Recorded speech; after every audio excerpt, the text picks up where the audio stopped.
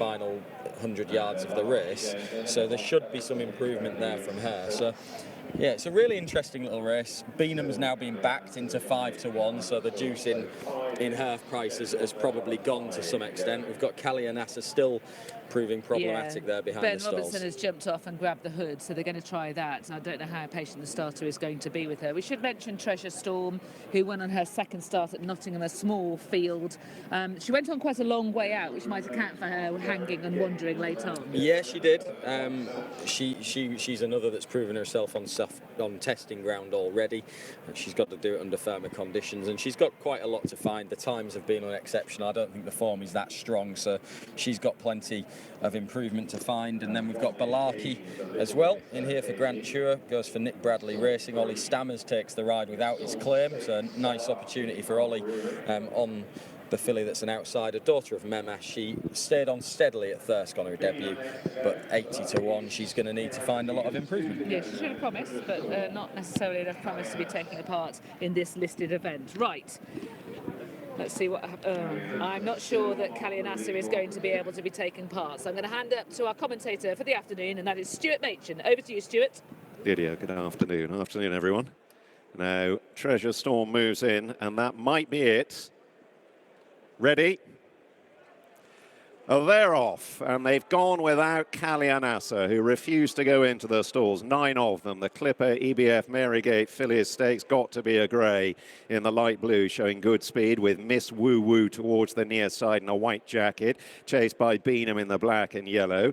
Dorothy Lawrence, the grey silks for Ryan Moore, right on terms, and Persian Dreamer, the purple and white on the cap, violet jacket, right in the leading line as they already move down towards halfway. Tierney on the extreme right, and one from the right, Gaydon in the purple and white, angling for a position. Bellacci in a white jacket, Black Star on the cap, ridden along, and so too Treasure Storm, and they move down towards the last furlong and a half. It's just about Got to Love a Grey. Tackle, though, by Dorothy Lawrence. Down the near side, staying on Persian Dreamer. Gaydon is also picking up strongly purple and white diamonds. Got to Love a Grey, and Dorothy Lawrence scrapping this out. Got to Love a Grey. Very game, inching home in the Marygate. Got to Love a Grey just from Dorothy Lawrence and Gaydon, chased home by Persian Dreamer.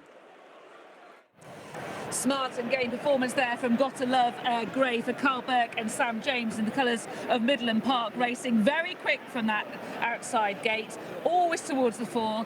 Had a strong challenge laid down to her by Dorothy Lawrence from quite a long way out, but kept propelling her all the way to the line. Dorothy Lawrence has comprehensively turned the form around from Newmarket with Persian Dreamer. The latter is fourth, she is second, and Gaydon has run really well in third for Richard Hannon and Sean Levy. Got to Love a Grey is the 5-2 winner of the listed Marygate, and she's proved herself on very different ground. She has, and it's a 1-2 for Carl Burke. We know how strong his 2-year-old team is year in, year out. This underlines the point again this time around. Both of them, Dorothy Lawrence near side in the Silver Silks, and Got to Love a Grey in Midland Park Racing's blue colours. They're always to the fore. Really good speed from Got to Love a Grey right the way through the race, and then when she's challenged, she just edged to her left briefly, but when she's really challenged and she's got the knuckle down, she finds plenty, doesn't she? And she's shown a totally different side to herself. She's had to today because she's had to really scrap for it compared to an easy win at Nottingham last time out, and it continues a fine start to the turf season for the owners Midland Park Racing. Absolutely. Let's hear from the winning trainer, and the trainer also of the second is Carl Burke with Niall. Yeah, 1-2 for the Spicket Lodge Maestro. Got to Love a Grey. It was bad ground at Nottingham. Were you confident she'd handle this quicker? Yeah, I was. Yeah. I thought I don't think the ground was a concern. I thought she's going to be a better filly over 6, and if I'm truthful, I thought Dorothy Lawrence would have too much speed, and I was still thinking that a furlong out. Yeah, she travelled really strong. Yeah, so no, interesting to see what Ryan says, but no, 2 good performances, 2 nice fillies. Both with very willing attitudes. Great attitudes, you know. So no, delighted. Sort of maps itself out, does it? Sort of Hilary Needler maybe and Queen Mary. We won't go to Hilary Needler. You'll go straight to Queen Mary? Yeah, I've got another filly for the Hilary Needler. Queen Mary, maybe the Albany for the winner. Right. You know, she'll stay 6, right. So we'll nice problems to have. It's a very nice problem because you're so strong in this department, aren't you? Well, 2-year-olds generally. At the moment, yeah, we've got a great team and some lovely horses to come out later in the season, some lovely pedigrees to come out, you know, so be very interested to see what Ryan has to say about the second horse now. Yeah, well done. Thank you. Thanks. Interesting from Carl Burke there, just pondering, not defined completely in his mind about what he'll do with Gotta Love a Grey and Dorothy Lawrence once they go to Royal Ascot. Maybe the Albany over 6 furlongs for the winner, maybe the Queen Mary over 5 for the runner-up.